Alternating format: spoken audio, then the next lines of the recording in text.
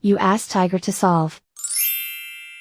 This deals with linear equations with one unknown. The final result is x equals 3/7. Let's solve it step by step. Simplify the expression. Group like terms. Simplify the arithmetic.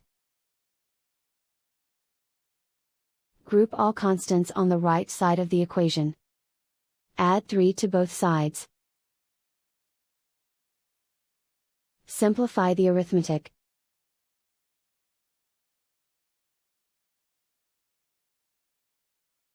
Isolate the x. Divide both sides by 7. Simplify the fraction.